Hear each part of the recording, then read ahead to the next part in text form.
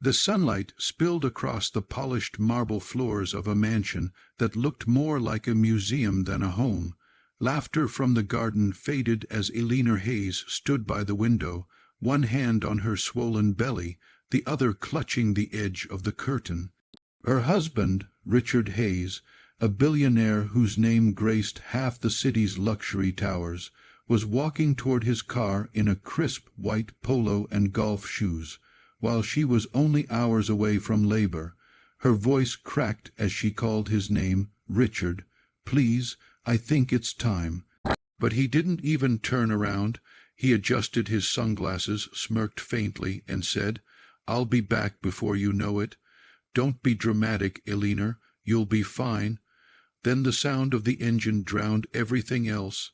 If you believe in kindness, second chances, and real love that redeems even the coldest hearts, please like, comment, share, and subscribe to Soul of Light. Your support helps us share more stories that touch the soul. Eleanor sank to her knees as pain rippled through her body. She had begged him not to go.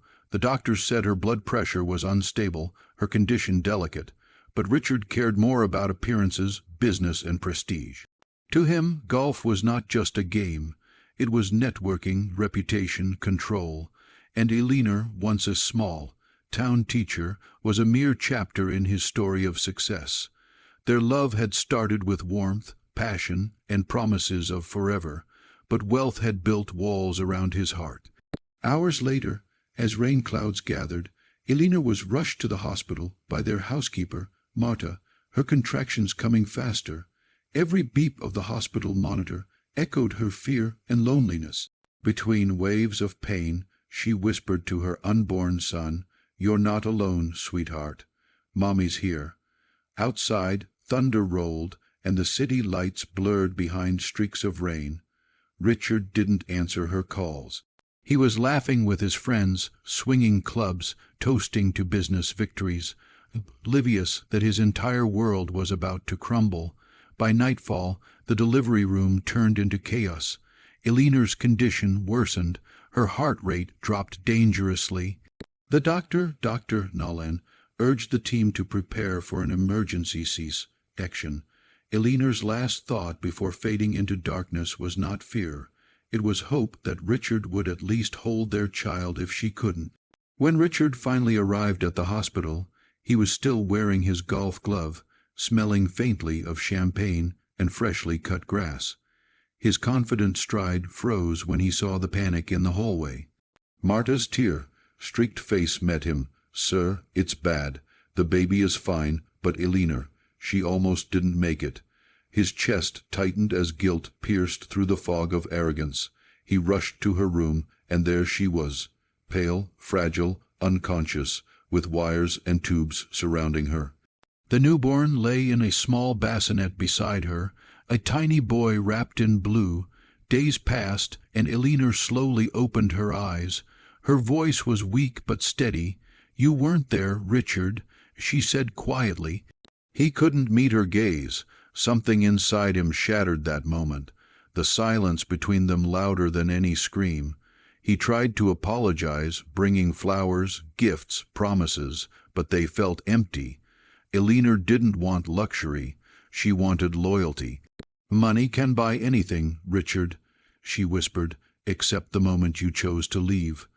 Weeks later, when she was ready to take the baby home, another shock awaited them. A nurse approached hesitantly, holding a file. "Mrs. Hayes, there's been an issue. The hospital accidentally mixed up one of the blood sample labels during delivery, and we ran a DNA confirmation test to be sure of the baby's parentage." The words made Richard's stomach twist. He stepped forward, frowning. "What are you saying?" The nurse handed him the report, trembling. "The DNA test shows that. Mr. Hayes is not the biological father." The room spun. Eleanor gasped, her knees giving out as she sank onto the bed. Richard's face went pale. His first instinct was denial, rage even. "This is insane. My wife would never—" But doubt, that silent serpent, slithered into his mind. He threw the papers onto the table and stormed out. Eleanor sobbed, confused and broken. She had never been unfaithful. She had loved him even when he didn't deserve it. For days he avoided her. Rumors began swirling among his friends and associates, whispering that the perfect Hayes marriage was built on lies. Elinor begged for a retest, but Richard refused to listen. In one final act of cruelty, he told her to leave his house until the truth was clear. She left that same night with her newborn, carrying nothing but a suitcase, a blanket, and heartbreak heavier than any storm. 2 weeks later, the hospital called Richard again. Their voices trembled as they explained the terrible mistake. The original sample mix-up had affected 3 families, and Elinor's baby was indeed his biological son. The first result was invalid. Richard dropped the phone. His chest ached with the weight of what he had done. He remembered Elinor's trembling voice, her tears, the way she'd looked at him with hope even as he destroyed it. That night he drove for hours, searching for her, the guilt cutting through him sharper than any loss he'd known. He finally found her in a small rented apartment near the outskirts of the city. She was rocking their baby in her arms, humming softly, her face tired but peaceful. When she saw him at the door, she froze. Richard fell to his knees, tears streaming down his face.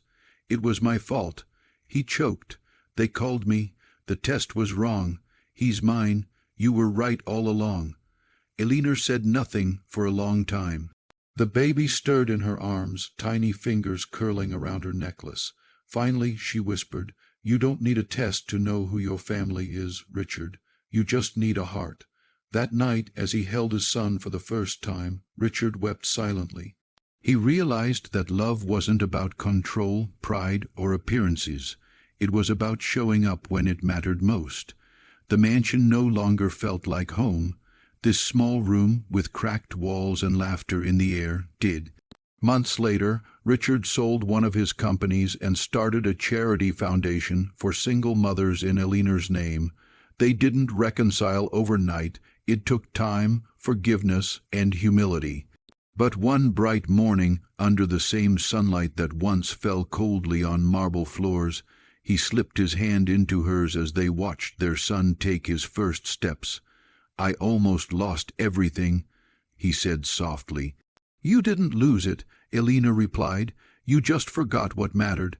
If this story touched your heart, please like, share, and subscribe to Soul of Light. Your small action helps us spread stories that remind the world of love, forgiveness, and second chances. Special request: comment below what you would do if you were in Elinor's place. Could you ever forgive someone who left you when you needed them most? The end